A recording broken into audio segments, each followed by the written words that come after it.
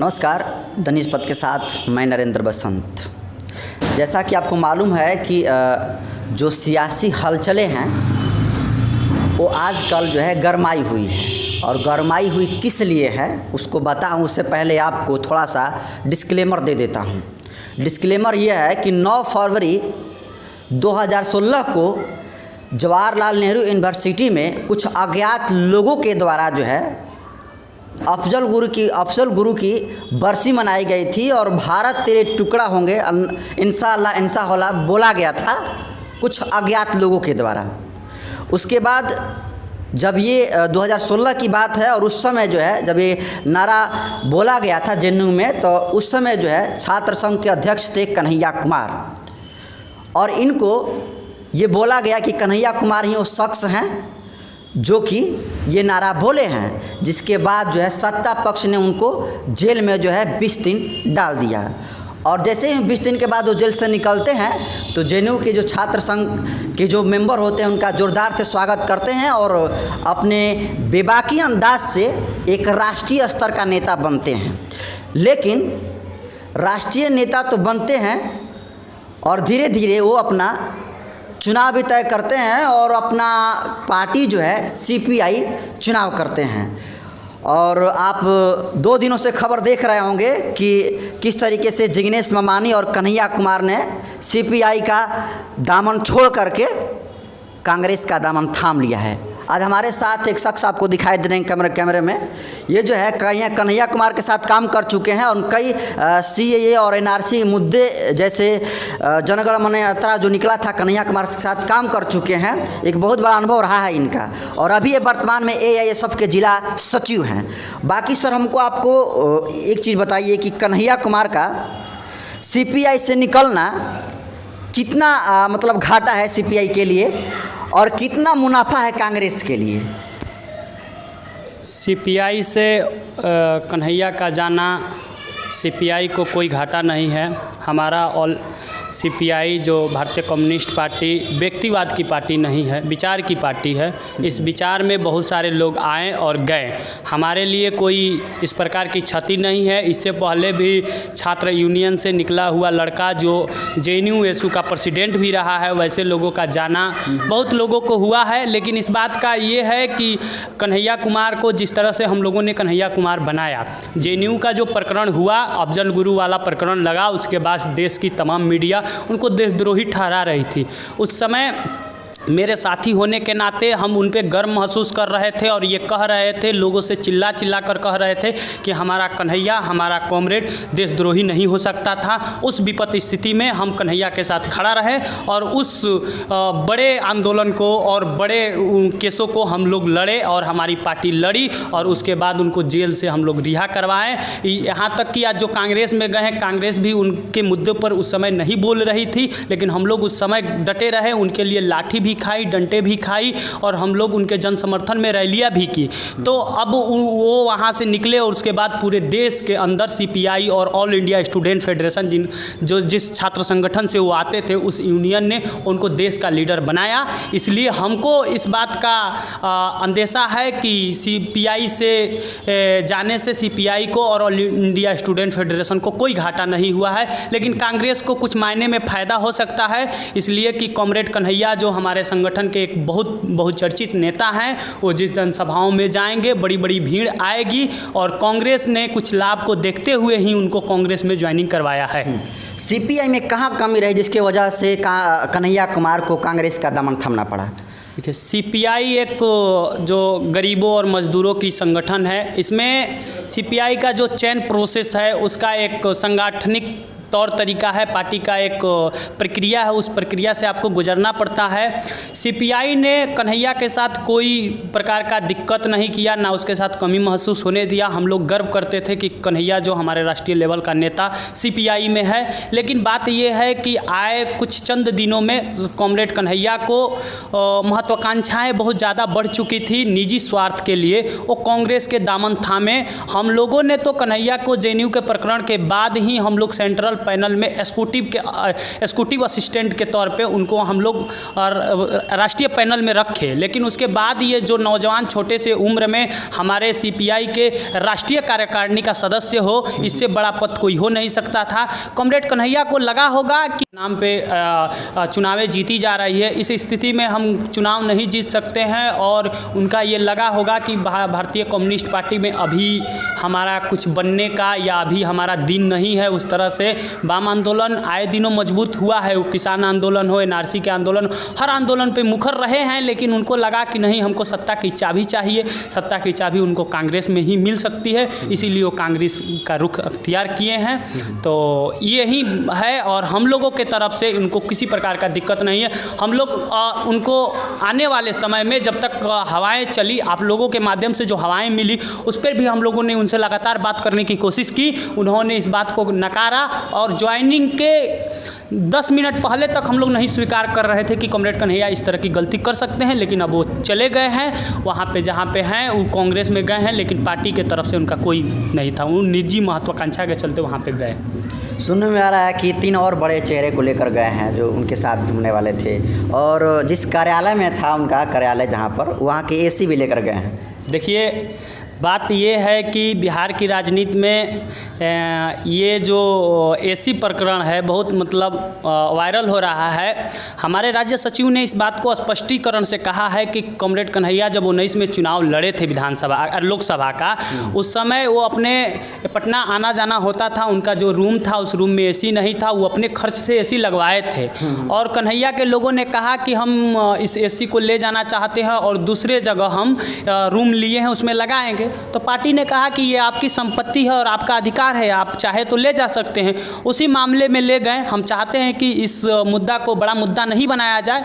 मुद्दा ये है कि कन्हैया ने जिस तरह से अपने साथियों के साथ गए हैं, जैसे हमारे राष्ट्रीय सचिव सुशील कुमार और राज्य सचिव रंजीत पंडित जैसे लोग गए हैं, तो ये कन्हैया के समर्थक थे, और हम लोगों का जो व्यक्तिवाद जो है हमारे संगठन में हावी नहीं है। अगर हम लोग कन्हैया थे ना समर्थक, कन्हैया के हम समर्थक नहीं हैं। कन्हैया एक हमारे पार्टी के लीडर थे। हम भगत सिंह के आइडियोलॉजी को मानते हैं, हम उनको आदर्श मानते हैं। कन्हैया को हम अपना आदर्श नहीं, कन्हैया हमारा एक नेता था, और इसलिए हम कन्हैया के विचार को नहीं, हम भगत सिंह के विचार को, पार्टी के विचारों को लेकर हम इस संगठन में आए थे। बात यह है कि कन्हैया कुमार ने जिस तरह से 2 लोगों को ले गया है, वो कन्हैया कुमार के निजी मित्र भी हैं, और साथ में उनको किसी प्रकार का कांग्रेस के तरफ से प्रलोभन भी दिया गया है। उस आधार पर वे अपने छात्र जीवन को और अपने आंदोलन को लोग बेचने का काम किया है कांग्रेस पार्टी के साथ। प्रेस कॉन्फ्रेंस में कन्हैया बोले हैं कि जिस तरीके से अभी जो रफ्तार जिस तरीके से चल रही है, उस रफ्तार में जिस पार्टी से बिलोंग करते थे सीपीआई, वो बहुत धीमी है, इसीलिए वो जो है कांग्रेस का हाथ थामे। तो क्या वाकई में सीपीआई का जो गति है वो धीमी है आपके हिसाब से? ये बात तो आप लोग मीडिया के माध्यम से कहते थे कि सीपीआई पहले से ही धीमी है, कन्हैया के आ जाने से रफ्तार हो गया है, और वो खुद कह रहे हैं कि सीपीआई धीमी है। अगर सीपीआई धीमी है तो 2016 के प्रकरण के बाद ही सीपीआई के सदस्यता लिए हैं, उससे पहले सीपीआई के स्टूडेंट फेडरेशन के वो मेंबर थे। तो इस बात को जानना चाहिए कि ये इस तरह का कोई बात नहीं है। दूसरा बात ये है कि सीपीआई धीमी नहीं हुई है। हम लोग आपको संसद में नहीं है, विधानसभाओं में नहीं, लेकिन हम लोग सड़कों पर हैं। किसान आंदोलन में हमारे लोग हैं, आपको लाल झंडा दिखाई देगा। कांग्रेस के कितने ऐसे किसान यूनियन है जो उस आंदोलन का समर्थन कर रहा है, समर्थन किया जा रहा है, लेकिन कांग्रेस एसी रूम में बैठकर समर्थन कर रही है, माइक पे समर्थन कर रही है, लेकिन हम उन लोगों के धरातल के साथ खड़े हुए हैं। तो इस तरह का जो अफवाह है, ये फिजूल अफवाह है कि सीपीआई धीमी हो चुकी है। नहीं, ऐसा कन्हैया कुमार का कहना है प्रेस कॉन्फ्रेंस। कन्हैया कुमार जब वो कांग्रेस को छोड़कर सीपीआई को छोड़कर गए हैं कांग्रेस के साथ, तो वो तो ये बात कहेंगे। आखिर मीडिया जब पूछेगा कि आपकी वजह क्या है, तो वजह कुछ तो गिनाना पड़ेगा। इसमें ये चीज़ गिना दिए। जब उनको लगा कि हमारी पार्टी का तरह धीमी रफ्तार में है, तो हमारी पार्टी से वो चुनाव क्यों लड़े 2019 में? इस पर कौन सवाल करेगा? और जब तेज रफ्तार वाली पार्टी में गए हैं, तो जातिवाद से आज़ादी वो कैसे लेंगे?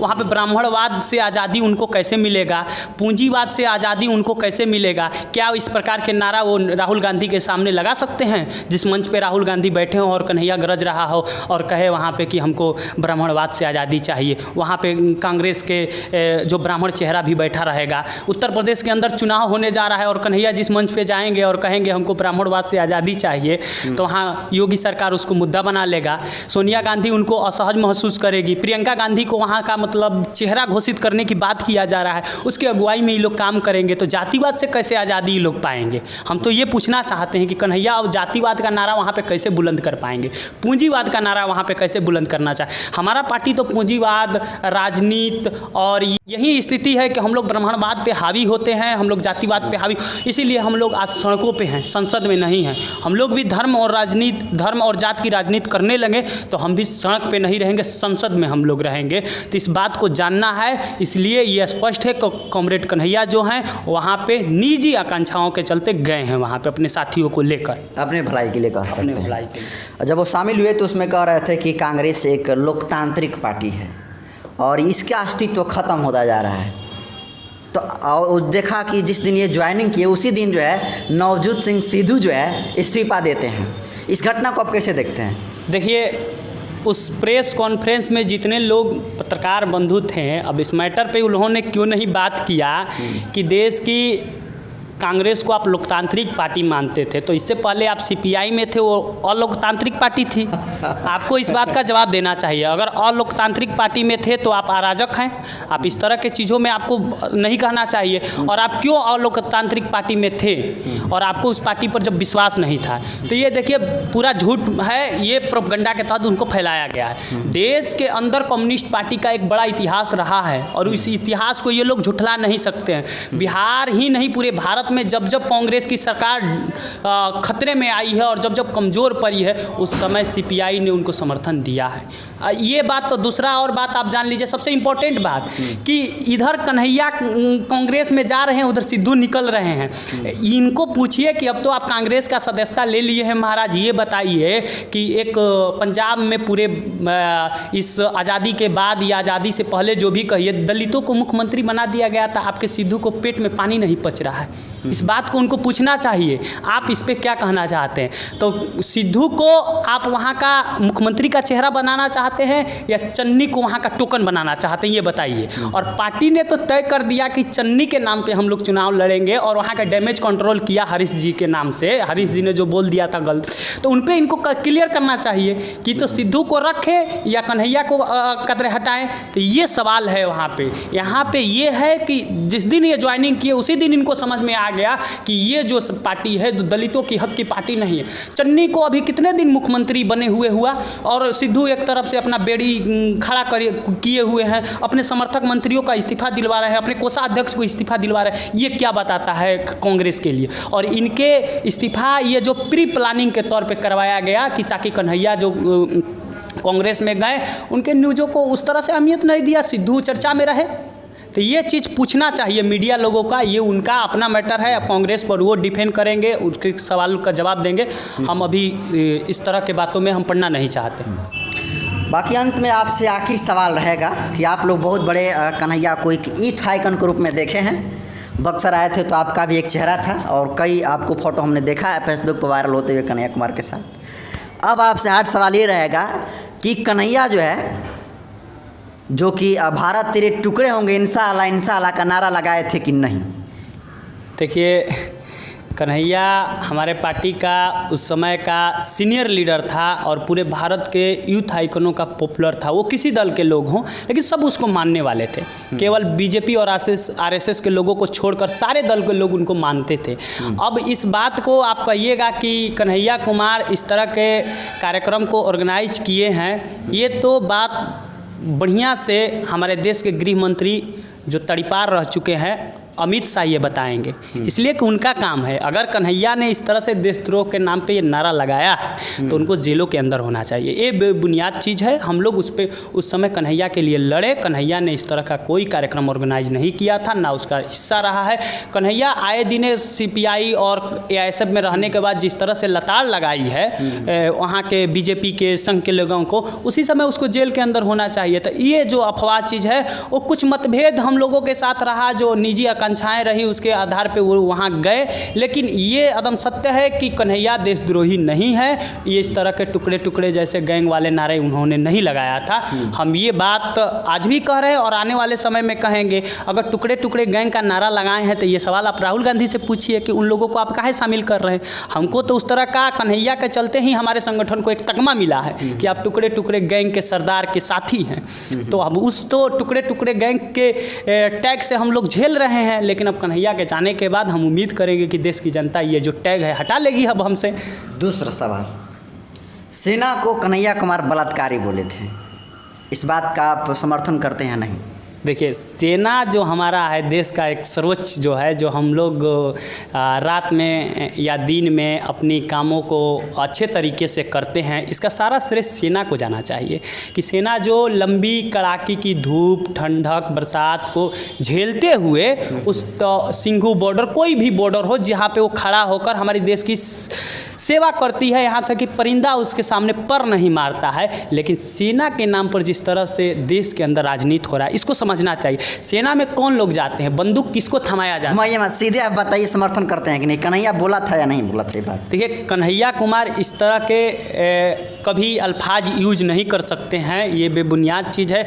कन्हैया ने कभी सेना को बलात्कारी नहीं कहेंगे, इसलिए कि कन्हैया के घर से भी लोग सेना में हैं। इस बात को आपको जानना चाहिए। इस बात को भी जानना चाहिए कि दलित कम्युनिटी से गरीब कम्युनिटी का बच्चा ही सेना में भर्ती के लिए जाता है। जिसके पास खाने का पैसा नहीं होता है, वो दिन रात मेहनत करके सेना में जाने के लिए तैयार है। वो चाहता है कि हम चले जाएं, उसको पता है कि हम सेना में जाएंगे, वहाँ पे हमको वहाँ के जो दुश्मनों से भेंट होगा, हम शहीद भी हो सकते हैं, लेकिन फिर भी वो गर्व महसूस करता है कि हम देश के लिए सेवा कर रहे हैं। ये क्यों करता है? इसलिए करता है कि हम सेना में जाएंगे, सरकार हमको अच्छी वेतन देगी, हमारे घरों का परवरिश होगा। अभी आज तीज है, जुतिया है, आपको बहुत सारा पर्व है, बेचारे ठंड में मर रहा है, वहाँ पे ना परिवार के साथ मुलाकात है, बूढ़े पिताजी हैं, उनको दवाई की व्यवस्था, इस तरह की चीज़ें होती है, लेकिन फिर भी वो देश सेवा के लिए आगे रहता है। तो ये कन्हैया के नाम पर एक टैग लगाने की कोशिश की गई थी। कन्हैया इस तरह के बातों में विश्वास भी नहीं रखता है, हम भी विश्वास नहीं रखते हैं। हमको सेना से उतना ही सम्मान है जितना पहले सम्मान था। ये जो 14 के बाद इस तरह का प्रोपगंडा बनाया जा रहा है मीडिया में। तो कन्हैया कुमार आपके पार्टी छोड़ चुके हैं, संगठन भी छोड़ चुके हैं, फिर भी आप कन्हैया का तारीफ़ कर रहे हैं और उसका बड़ाई कर रहे हैं। कन्हैया का तारीफ़ हम नहीं कर रहे हैं। कारण ये है कि कन्हैया कुमार हमारे संगठन में थे तो देशद्रोही नहीं थे। आपका सवाल था कि कन्हैया देशद्रोही हैं कि नहीं है। कन्हैया देशद्रोही नहीं है। कन्हैया आज कांग्रेस छोड़कर बीजेपी में भी चले जाएंगे तो हम देशद्रोही नहीं उनको कहेंगे कि विचारों के साथ आप समझौता किए हैं। एक विचार जो वाम विचार है और दूसरा आरएसएस विचार है, अगर उस संगठन में जाते हैं तो इसके खिलाफ हमको लड़ना। हमको सवाल एकदम निजी इस बात का पूछना है कन्हैया से कि आप उस संगठन में रहकर ब्राह्मणवाद से कैसे आज़ादी पाएंगे? आप उस संगठन में रहकर जो उनके ऊपर, उनके भ्रष्ट नेताओं के ऊपर जो चार्जशीट लगा है, जो घोटाले हुए हैं, उस पर आप उसको कैसे डिफेंड करेंगे?